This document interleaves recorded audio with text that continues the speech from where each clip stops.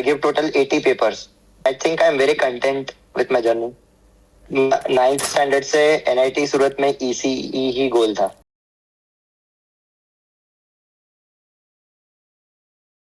Everyone, I'm Shonali Mishra, first year ICT student, and welcome to another episode of NAP that is not a podcast. And आज हम पहली बार ऐसे online try कर रहे हैं and guest के बारे में तो बताना भूल गई. We have Aman Raj with us. Aman, introduce yourself. Hi everyone. Hi everyone. Myself Aman Ram, and I'm currently pursuing my Bachelor's of Technology in Electronics and Communication Engineering at NIT Surat, and I have interest in robotics or computer vision वगैरह. So I'm actively into technology. बाकी I also participate in sponsorships and entrepreneurship के जो events होते हैं हमारे college में. So that's all. Seems interesting. तो उसके बारे में भी बात करेंगे. सबसे पहले हम थोड़ा स्टार्टिंग में जाते हैं कि 11th-12th कैसा रहा, जेई जर्नी कैसी रही, द होल. Sure.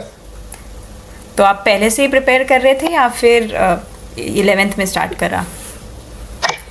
नहीं, I started in 11th he. 10th तक तो मैं मस्ती करता था बस. ओके, तो मस्ती के बाद फिर एकदम सीरियस एस्पिरेंट और 98 परसेंटाइल स्कोर करना. हाउ वाज दैट 2 ईयर का journey for you? See, I was mentally prepared. Like मैंने घर पे भी बोल रखा था कि 10th तक मैं नहीं पढ़ूंगा. फिर 10th के बाद से आपको बोलना नहीं पड़ेगा. तो इस हिसाब से मैंने प्रिपरेशन की थी और मैं मेंटली प्रिपेयर्ड ही था 9th से कि मुझे जेई देना है.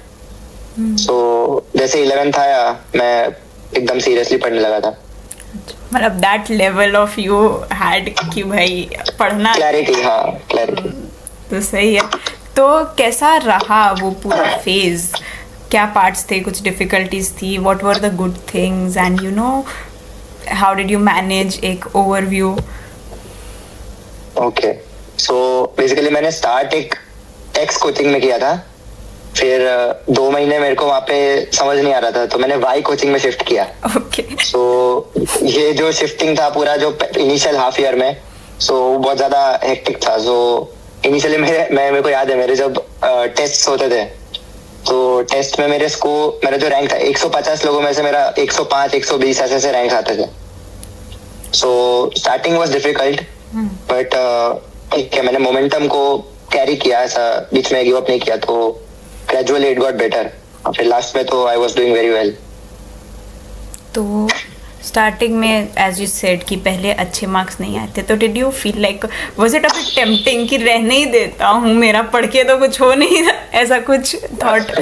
100% नहीं, लाइक ऐसा रहने देने का थॉट नहीं आता था. बट ठीक है, मेरा ऐसा था maths was very weak.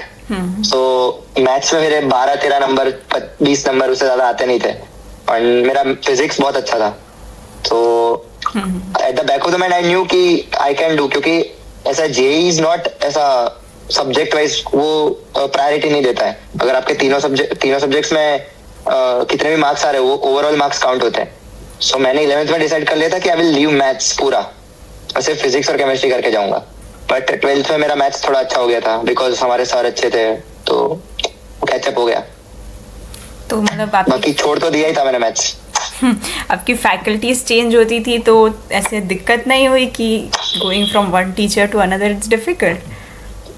It's very difficult. और I tell you some fact, हमारे 1 महीने के अंदर 13 फैकल्टी चेंज हुई थी. तो इट वाज एकदम खत्म हो गया था वो, क्योंकि यू कैंट कैच अप. आप एक टीचर की आदत लगती है तो कोई दूसरा आ जाता है, दूसरा टीचर की आदत लगती है तीसरा आ जाता है. सो ठीक है, बट 13 इज लाइक 2 दिन पढ़ रहे हो अगले दिन नया टीचर. सो वो था. एंड फिर हाँ, ऐसे सारे चीजें होने लगी थी हमारे कोचिंग में तो मैंने फिर छोड़ दिया था कोचिंग. सो 8 months मैंने घर पे पढ़ा है. अच्छा, 12th के लास्ट के? 12th के. हाँ, 12th के लास्ट ऑलमोस्ट हाफ ईयर मैंने घर पे पढ़ा है. तो how what did you feel like? Was it better? And मतलब फिर lectures did you watch them online और ऐसा या फिर selfie? See, depends on the subject. So chemistry मैंने पूरा सेल्फ रेड किया है. लाइक आई रेड केमिस्ट्री पूरा एंड उसके अच्छे से मैंने नोट्स बनाए थे. तो तो वो नोट्स से ही मैं रेफर करता था. तो केमिस्ट्री वाज ऐसे, और physics I used to watch lectures. एक है यूट्यूब पे एबीजे सर कंपटीशन करके एक चैनल है. सो he teaches really well.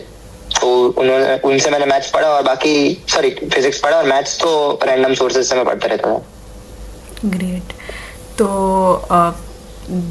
Through out like जैसे 11th में तो आपने you backed your self up starting में, फिर द होल कंसिस्टेंसी वो कैसे मेंटेन रही? कुछ उसमें भी ब्रेक पॉइंट्स आए थे कि पढ़ नहीं पा रहे हो अच्छे से, and how did you get back? या सो ऐसा हुआ था 11th में. 11th एंड में I was a bit distracted, mostly because of social media और लाइक फोन. तो ये रियलाइजेशन मेरे को 11th एंड में आ गई थी कि भाई फोन के साथ नहीं होने वाला है. तो फिर 12th में आई स्टार्टेड दिस प्रैक्टिस कि मैं फोन सिर्फ लाइक हॉल में मम्मी रहती थी और मैं ऊपर रूम में पढ़ता था. तो I kept my phone in the hall, और मुझे जब भी यूज करना है मैं नीचे जाके मम्मी के सामने यूज करता था. तो एक अकाउंटेबिलिटी आ जाती है कि फोन कितनी देर तक यूज करना है. तो उस अकाउंटेबिलिटी की वजह से फिर वो आदत छूट गई, और फिर मेरा स्क्रीन टाइम पूरे दिन का 15-20 मिनट था. तो सही रहता था. सही है. तो एक ऐसे how many hours did you use to study on a daily basis? ऐसा कुछ स्टैटिक तो नहीं था. जब तक आई फेल्ट लाइक इट, तब तक मैं पढ़ते रहता था. सो मेरा ऐसा था कि मैं सनसेट के बाद कभी नहीं पढ़ता हूँ, like not even in college. तो हाँ, तो मैं रात को सिर्फ लिखने विखने का काम करता था, बाकी नोट्स बनाता था. बाकी मेन पढ़ाई का काम मैं एकदम सुबह अर्ली मॉर्निंग करता था. सो शाम में आई यूज्ड टू प्ले और गो फॉर वॉक्स, और अर्ली 9:30-10 बजे तक सो जाता था. सो सनराइज के बाकी सुबह 4 सनराइज के पहले थोड़ा पहले से स्टार्ट कर देते थे. That's good. मतलब यूजुअली जैसे लोग कभी कभार टारगेट सेट करते हैं, तो कभी वो अचीव नहीं हो पाता, तो there is demotivation and everything, and फिर कई बार बर्नआउट भी हिट कर जाता है कि रोज 12 घंटे पढ़ो. तो बट हैविंग इट कि भाई जब तक हो पाए तब तक. कभी कभार ऐसा लगा कि यार ऐसा कुछ है ही नहीं कांस्टेंट ऐसा गोल कि भाई इतने घंटे पढ़ना है. तो डिड यू फील लाइक वैसे बेटर होता है to have a number set कि इतना पढ़ना है, या इतने बजे तक पढ़ना है, इतने घंटे पढ़ना है, या फिर जितना हो पा रहा है उतना is better? See, that's true. That's totally true कि अगर तुम्हारे दिमाग में सेट होता है कि ये targets I want to achieve आज के दिन में, तो वो नॉर्मली कभी कंप्लीट होते नहीं है. तो द बेस्ट प्रैक्टिस है कि थोड़े अचीवेबल टारगेट सेट करो, वेरी इजी टारगेट्स. और अगर वो कंप्लीट हो जाता है जल्दी तो इट्स वेल एंड गुड, अच्छा रहता है, मोटिवेटिंग रहता है. और बाकी एक फैक्टर था कि जैसे मैंने बोला कि मैंने कोचिंग छोड़ दी थी, तो अब मुझे कोई बताने वाला नहीं था कि तुझे इतना टाइम में इतना करना है. तो that was a mental relief. मैं अपने हिसाब से पढ़ता रहता था, मेरे को जो मजा आती थी और जो इच्छा होती थी उस हिसाब से. सही है. तो how was your exam day like JEE main session 1? अरे इट वाज सो स्कैरी भाई. बाकी क्योंकि मेरा इवनिंग का शिफ्ट था, सो सुबह 8-9 बजे से मैं उठ गया था, और पूरी रात तक तो नींद नहीं आई थी, और फिर सुबह जल्दी उठ गया, और फिर मैं बैठा ही नहीं हूँ एक भी जगह पे. मैं पूरा दिन कुछ ना कुछ तो कर रहा था कि भाई मेरा माइंड डाइवर्ट हो. फिर ठीक है, बट इट पास्ड. अच्छा रहा था एग्जाम. तो आई ट्राइड माय बेस्ट कि मैं काम रहूं एग्जाम के टाइम पे. What shift? मेरी 23 Jain shift 2, second easiest shift थी वो. राइट. तो फिर कट ऑफ तो काफी ऊपर गए होंगे, बट स्टिल यू मैनेज्ड. बहुत हाई गया था कट ऑफ. तो जैसे आप सैटिस्फाइड थे अपने फर्स्ट अटेम्प्ट के रिजल्ट से, या फिर you wanted to score more? ना, I was actually really satisfied. Like मेरा एम तो लाइक आई थिंक मेरा एम था 19,000 रैंक. मेरा एम था exactly 19,000. So there are reasons for that, but वो मेरा एम था. तो but still I got 98 percentile, तो मैं काफी ऐसे पॉजिटिव था कि चलो अच्छा है, I am not at a bad place. मुझे अगर मेरी कोई एनआईटी में नहीं मिला तो अच्छी प्राइवेट में तो मिल ही जाएगा ऐसा. तो if for anyone that is watching right now और उनका भी सेशन 1 बिगड़ गया, उनको सेशन 2 में इम्प्रूव करना है, तो any tips that you would like to give them? Sure. See, पहली चीज तो मैंने जितने भी फ्रेंड्स का देखा है, मोस्ट ऑफ सबका इम्प्रूव होता है। So you need to be optimistic कि इट विल इम्प्रूव।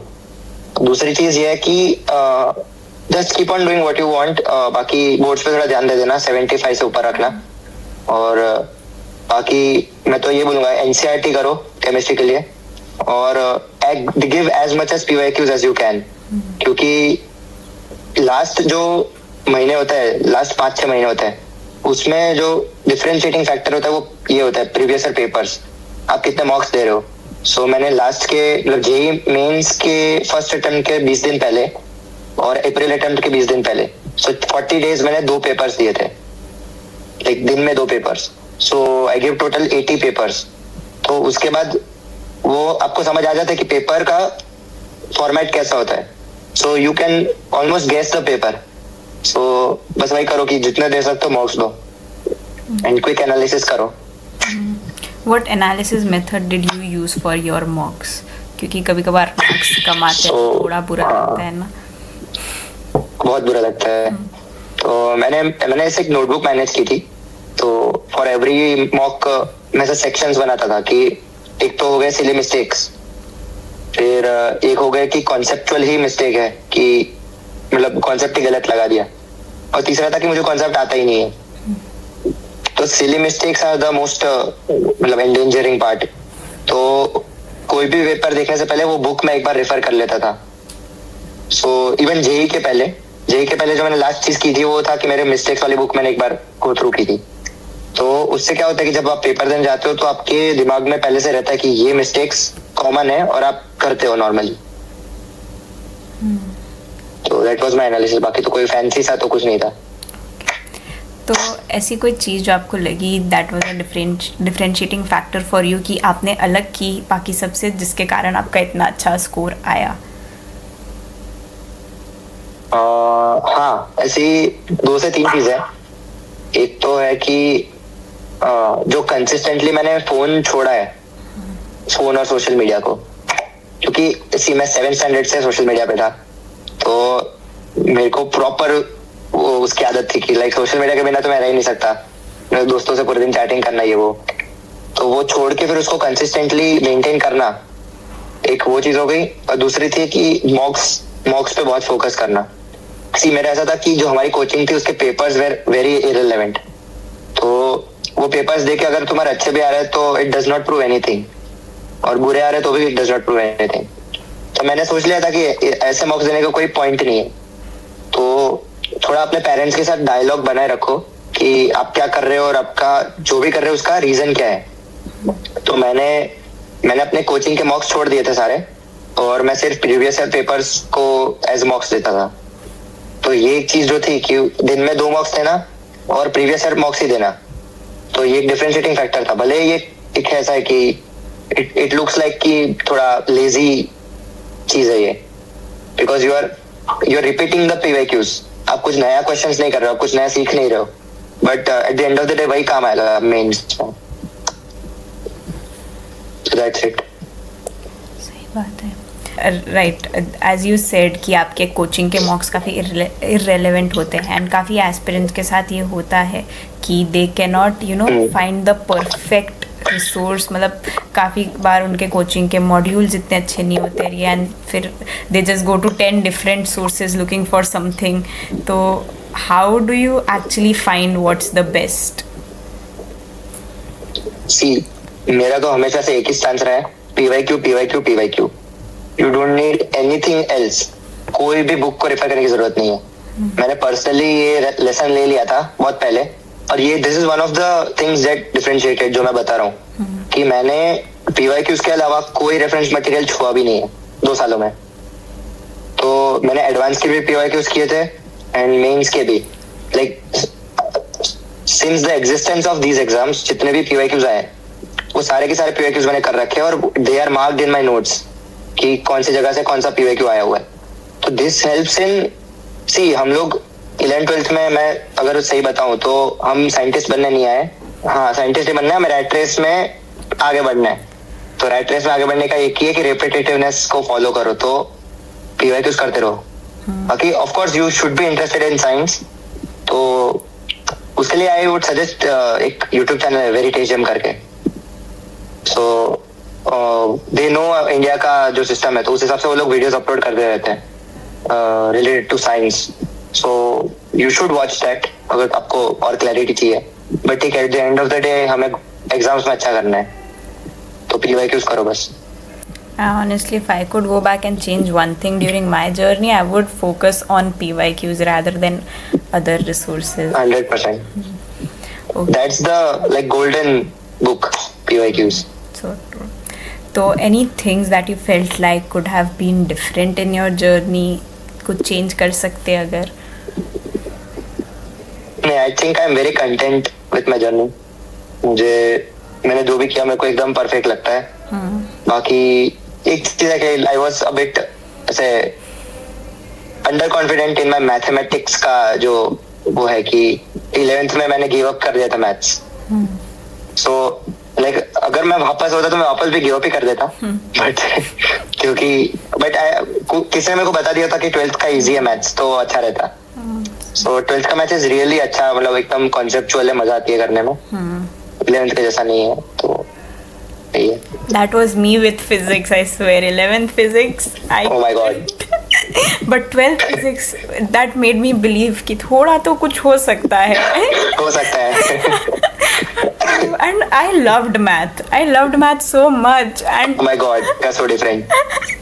और फिर लोग कहते हैं कि जेई में आपको मैथ्स में सिर्फ 40 है। मैंने कहा, लोग कहते हैं कि आप फिजिक्स और केमिस्ट्री के बेसिस पे 99 ला सकते हो। मैंने कहा फिजिक्स ही तो नहीं आता है मुझे।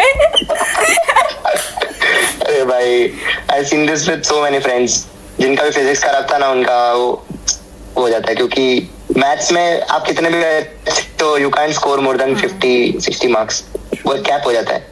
तो फिजिक्स में आप 90-95 आराम से स्कोर कर सकते हो अगर ठीक ठाक हो तो। And I actually scored the most in physics in both the sessions. Oh my God, let's go. Okay. तो फिर अच्छा ही है ना। हाँ, एक्चुअली फर्स्ट अटेम्प्ट के स्कोर के बाद आई वाज लाइक कि यार इतना भी खराब नहीं है फिजिक्स। अगर अच्छा करना है तो फिजिक्स केमिस्ट्री कुछ भी करके करना ही पड़ेगा। यू हैव नो ऑप्शन, कोई ऑप्शन नहीं। So what other entrance exams did you give apart from JEE?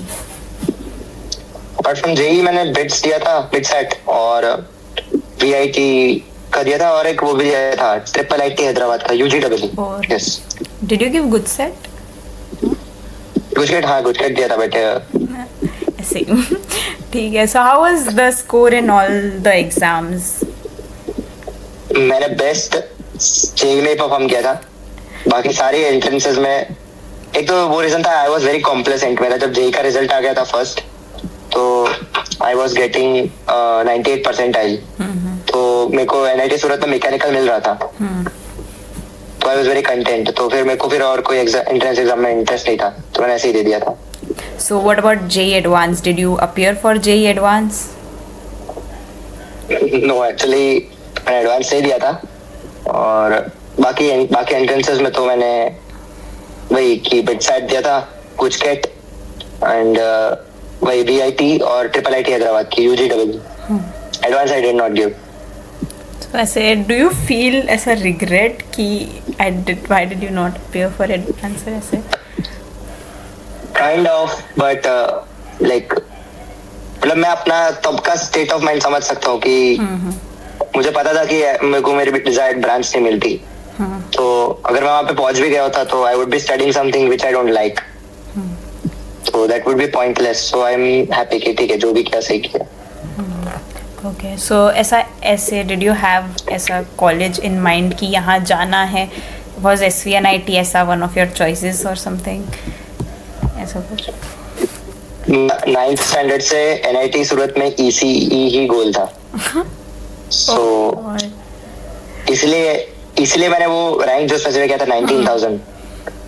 So 19,000 was the cut off for ECE at SVNIT general mail के लिए। तो मेरा वही गोल था कि भाई मेरे को 19,000 रैंक चाहिए, I want ECE at SVNIT। तो इसलिए मैं बोला ना मैं इतना कंटेंट क्यों था, क्योंकि जो मेरा गोल था 9th स्टैंडर्ड से वो अचीव हो गया था, तो फिर बहुत मैनिफेस्ट किया 4 साल. बहुत इंसेन मैनिफेस्टेशन किया था. So what was the cut off like इस साल के पिछले साल, मतलब when you got वही था 19 के? वही था 19,000 ही था. तो but you got mechanical first, right? And then you shifted to ECE. Yes.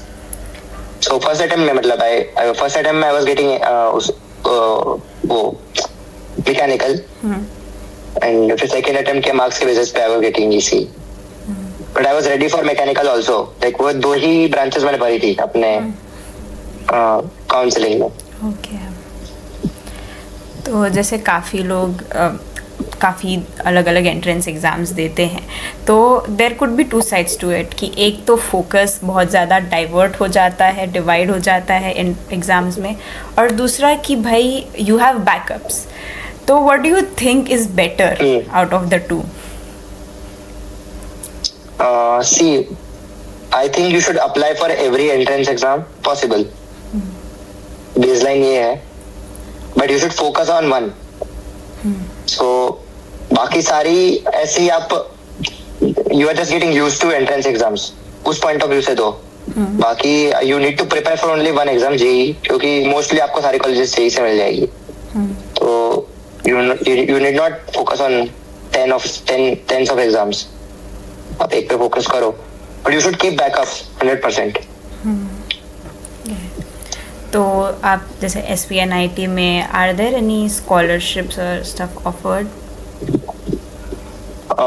ऐसी बेसिक स्कॉलरशिप्स ऑफर होती है, जैसे लाइक इफ आपकी कैटेगरी है EWS हो गया या फिर SC ST हो गया, उसमें भी तो उस हिसाब से देयर आर स्कॉलरशिप्स, तो बहुत हेल्प मिलती है.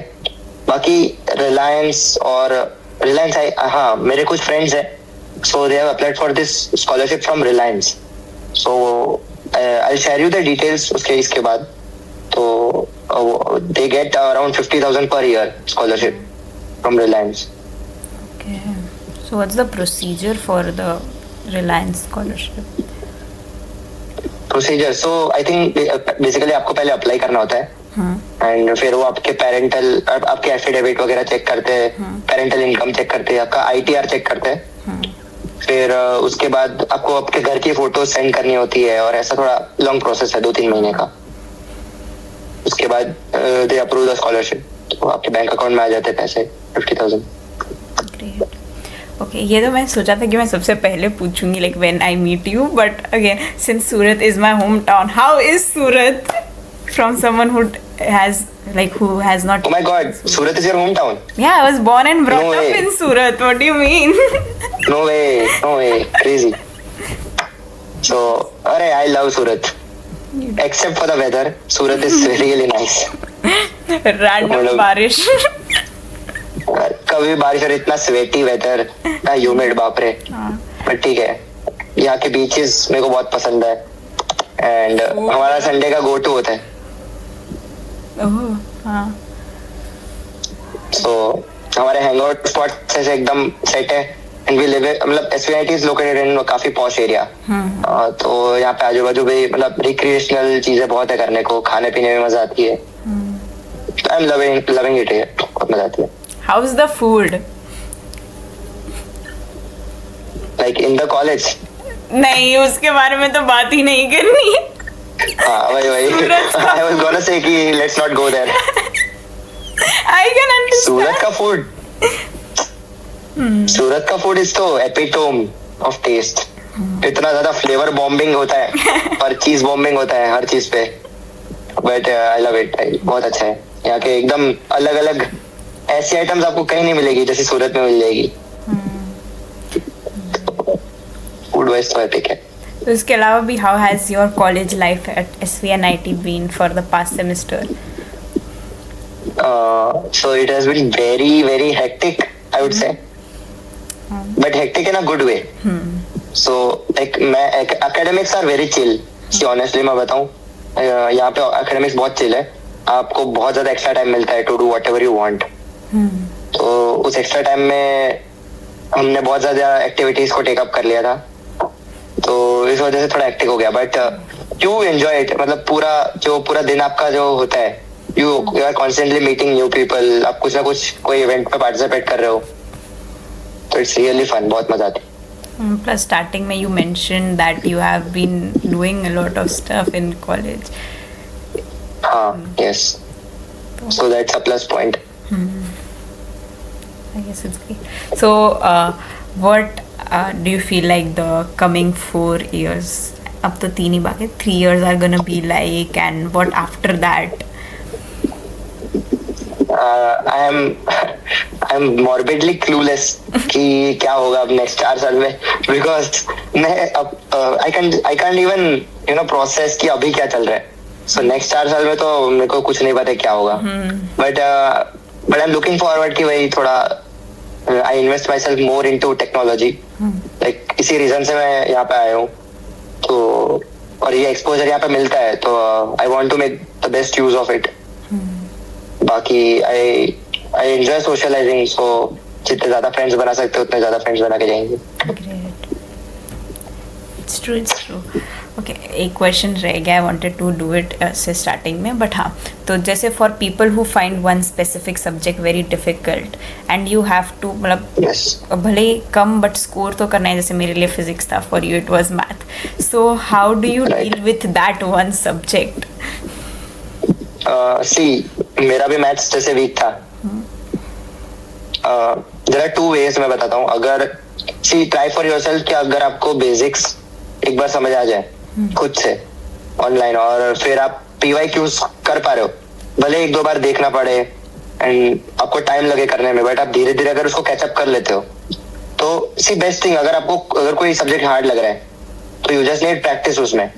आपको PhD तो करनी नहीं है, आपको सिर्फ जो क्वेश्चन एग्जाम में आ रहे हैं उनको टैकल करना है. तो जो क्वेश्चन एग्जाम में आ रहे हैं उनको देख लो. आज तक जेईई में कोई नया क्वेश्चन नहीं आया है, वो हर बार रिपीट ही होते हैं मोस्टली. और तो मतलब वही है कि द गोल्डन रूल इज कि आप सारे क्वेश्चंस देख लो जो आए हुए अभी तक, and if you do that you are good to go. जो इम्पोर्टेंट सब्जेक्ट चैप्टर्स है उसके. बाकी आई वुड से कि अगर फिर भी समझ नहीं आ रहा है तो कंसल्ट योर फ्रेंड्स, क्योंकि friends are the best teachers. जो चीज मेरे को मेरे 2-3 टीचर्स नहीं समझा पाए, वो मेरे एक दोस्त ने मेरे को 10-15 मिनट में समझा दिया था. एंड फन फैक्ट, वो जो चैप्टर था जो उसने 15 मिनट में समझाया था, उसके 2 क्वेश्चन आए थे मेरे जेईई में, मैथ्स में, और वो दोनों में से हो गए थे. सो तो फ्रेंड्स को कंसल्ट करो अगर नहीं आ रहे थे. एंड आई थिंक जब PYQs की बात आती है तो अगर सॉल्व नहीं होता तो समझो उसको एंड फिर try it again the next day. Exactly. फिर बार ट्राई करोगे तो एक बार सब ही जाएगा आपके दिमाग में. You need to over analyse every question जो मेंस में पूछा जाता है. लाइक अगर मेरे पास वो दिशा पब्लिकेशन की बुक थी फॉर जेईई PYQs, तो अगर मेरी बुक देखोगे तो उसमें क्वेश्चन के अलावा आपको 1000 चीज लिखी मिलेगी आजू बाजू कि ये क्वेश्चन इतने बार रिपीट हुआ है. फिर उसी क्वेश्चन का रेफरेंस मेरे नोट्स में मिल जाएगा कि ये क्वेश्चन इतने बार पूछा गया है इस जगह से. तो ऐसे ओवर एनालाइज करो कि आपको वो क्वेश्चन छप जाए. जब आप पेपर में आओगे तो आपको पता चल जाएगा, हाँ ये तो पहले पेज पे क्वेश्चंस रहते हैं इस चीज के, और ये नोट्स में इस जगह से पूछ रहे हैं. तो ऐसे आपका पूरा माइंड मैप बन जाएगा. उसके बाद आपको एग्जाम बहुत इजी लगेगा. मतलब एक सिंगल रिसोर्स को आप इतना एक्सटेंट तक यूटिलाइज कर सकते हो, वो इतना हेल्प करेगा आपको. Exactly. That's the golden rule. आपको 10 जगह नहीं करना है, एक चीज को 1000 बार कर लो, खत्म है. और वो भी एक चीज सिर्फ PYQs, कोई और बुक नहीं. एंगेज करने वाले सबके 95-96 पे रुक गया था, क्योंकि वो नहीं होता है. Okay.